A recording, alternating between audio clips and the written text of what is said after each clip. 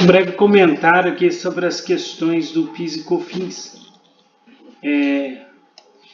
ECD, FD contribuições. Então vamos lá.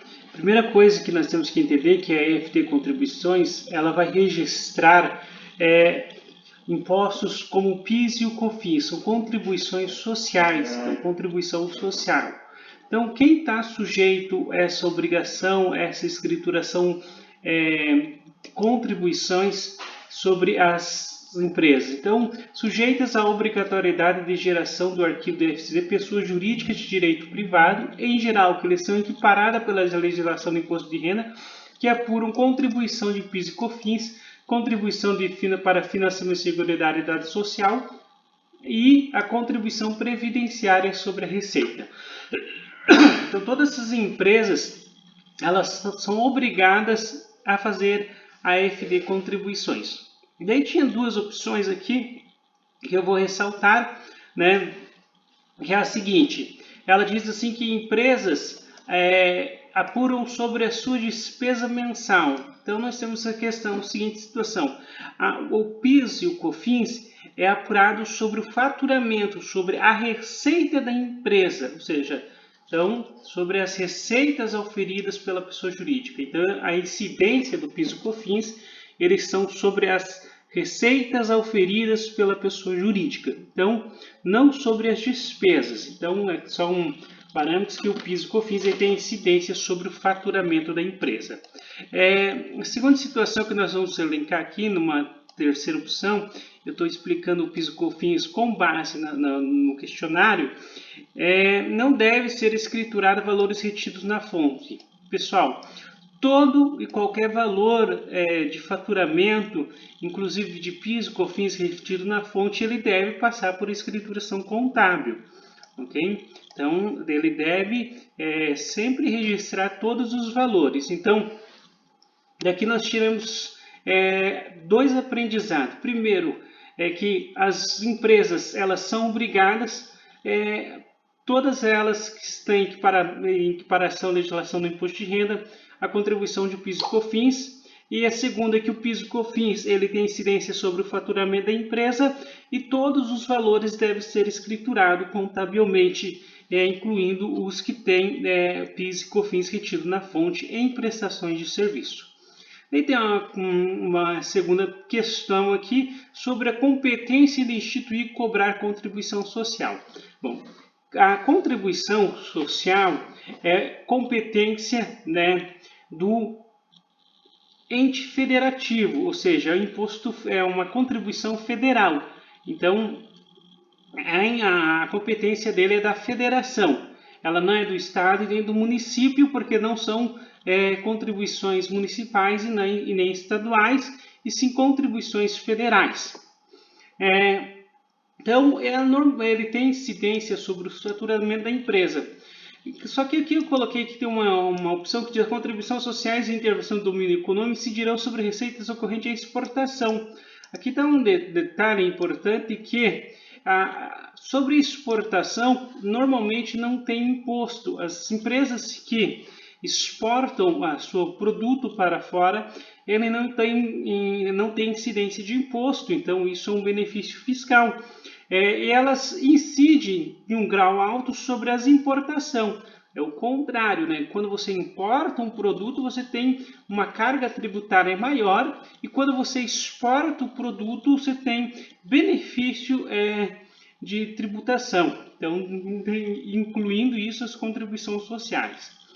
E qual que é a resposta correta nessa? Poderão ter alíquotas ad valores, tendo por base no faturamento, já foi comentado isso na questão anterior, a receita bruta, o valor da operação, caso a importação, o valor do aduaneiro específico, tendo base a uma unidade de medida adotada, ou seja, ele tem com base no faturamento da receita da empresa e a receita bruta ou no valor da operação, no caso de importação.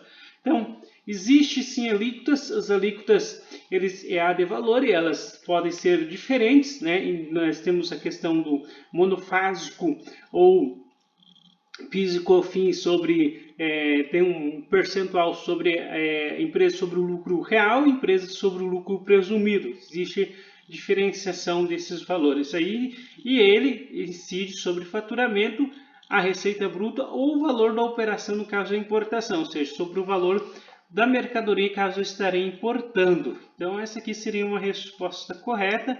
E nós aprendemos de lição aqui, primeiro, que o PIS e COFINS é um tributo, é uma contribuição federal e compete exclusivamente ao ente federal, ou seja, ao Estado ou à União Brasileira e não os estados e municípios.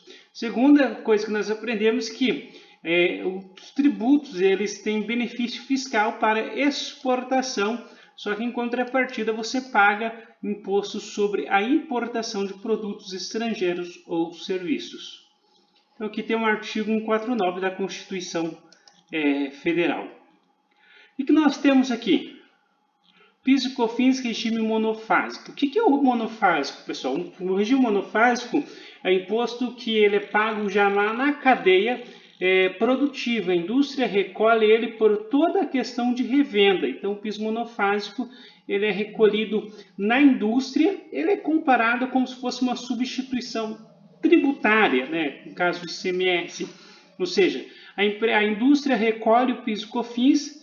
E esse PIS e COFINS, ele depois as pessoas, revendedores e varejistas, ele não vai ter recolhimento, ou seja, a alíquota dele vai ser zero, uma vez que a indústria já recolheu o PIS e COFINS lá na fonte.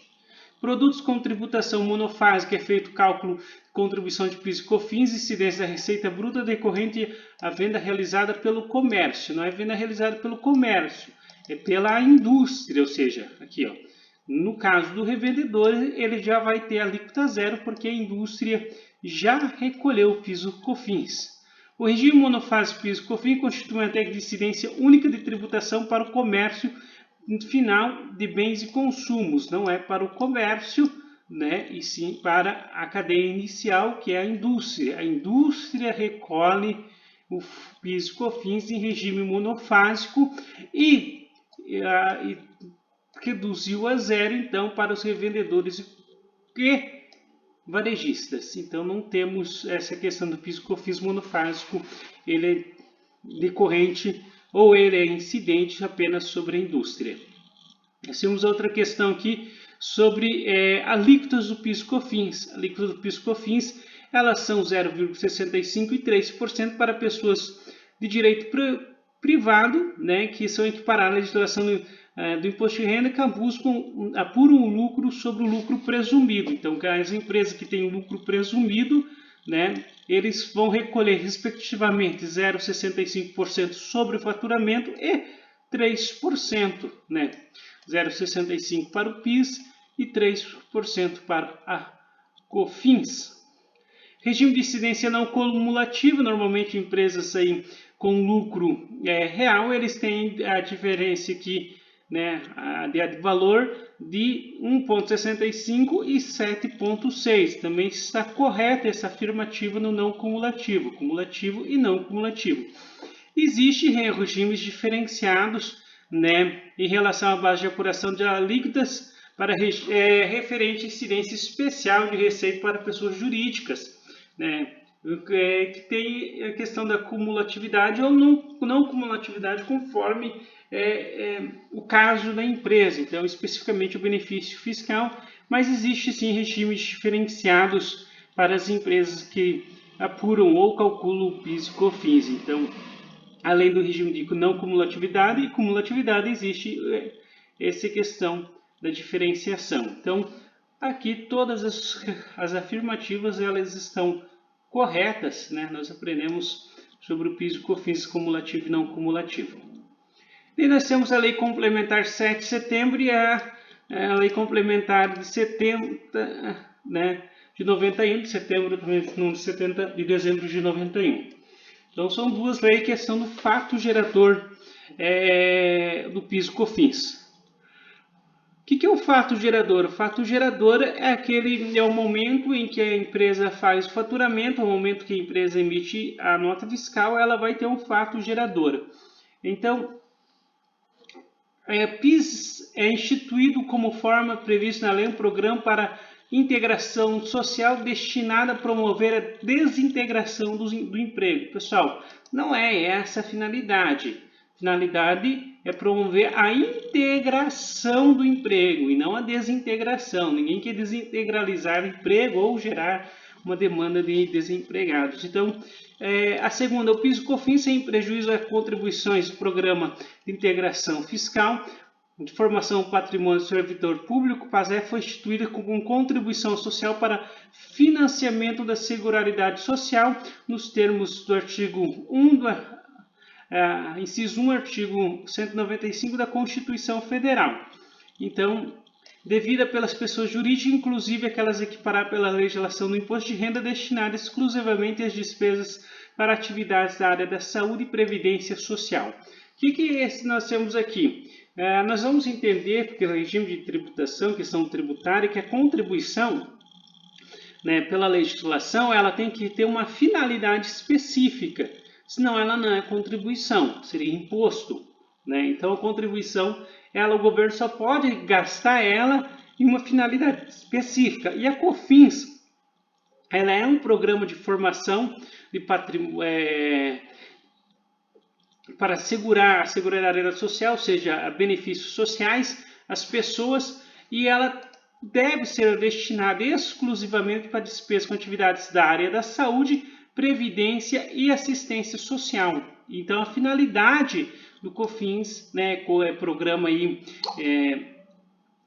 de contribuição para financiamento, né, para pagamento da área da saúde, previdência e assistência social. O fato gerador do PIS/COFINS é oferir pelas despesas geradas pelas pessoas jurídicas, não são despesa, é receitas e não despesas. Então, a resposta correta é essa daqui, que sem prejuízo de cobrança, né, o Programa de Integração Social, Formação no Patrimônio do Servidor Público, fica instituída a contribuição social para financiamento da Seguridade Social, que ela tem como finalidade e atividade fins da área da saúde e previdência social. Dispensa de integra do PIS/COFINS, né, que é o EFD. Nós temos pessoas que, se mantiverem inativas ao ano calendário, elas não são obrigadas a contribuir. Isso já é bem claro, por mais que você, como a incidência é sobre faturamento, se a empresa está inativa, não está faturando, ela não tem a obrigatoriedade de recolher, de registrar, né, PIS/COFINS, até mesmo porque não existe o registro de PIS/COFINS, uma vez que ela não está aí dentro das suas condições permitidas legalmente, né, para ser tributada na contribuição do PIS/COFINS. Então ela não vai recolher a contribuição do PIS/COFINS porque ela não tem faturamento. Se ela não tem faturamento, ela não é obrigada a registrar EFD. Só lembrando um caso aqui, pessoal, que ela precisa, uma vez por ano, normalmente no mês de janeiro, informar que ela mandar uma informação para a Receita, através da EFD, que ela está aí inativa. Então, a empresa tem que comunicar, né, que ela está inativa perante a Receita Federal. Multas por atraso, pessoal. Quais são as multas por atraso?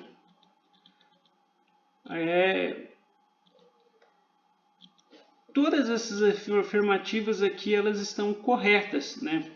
Então, todas essas afirmativas estão corretas. Pena por atraso EFD, ela sucederá no segundo mês, ou seja, a pessoa que atrasou o 12º dia útil, né, do mês subsequente e não enviou, ela tem a pena, né? Multa por atraso equivalente a 0,5%, realmente sobre a pessoa jurídica, ela vai ter essa multa. O equivalente a 5% se a operação correspondente é limitada a 1% do valor da receita bruta, ou seja, ela vai ter, assim, nesse caso, e multa equivalente a 0,02% por dia de atraso. Então, essas multas aqui, todas elas são corretas. Se a empresa ela não contribuir com a contribuição social, e se a empresa não fizer a parte dela fazendo as devidas declarações, então ela vai ser multada quando ela atrasar, digamos assim, qualquer entrega das declarações acessórias ou obrigatórias para a Receita Federal. E a última questão é medidas da área tributária para enfrentar a crise criada por coronavírus. Então, a questão da atualidade é referente sobre o PIS e COFINS, né? O recolhimento do PIS e COFINS referente a abril, fato gerador em março, agosto, fato gerador em junho, será efetuado no mês de agosto de 2020. Então, o que ocorre é o seguinte, o governo postergou, né, o recolhimento do PIS e COFINS, mas a empresa envia, logicamente, a sua EFD contribuições e daí lá recolhe no mês adequado e não existe cobrança de juros, nada, pessoal, referente a esses dias aí. Então, realmente foi postergado, né, ou a questão do recolhimento para enfrentar a crise aí do coronavírus na questão do PIS e da COFINS.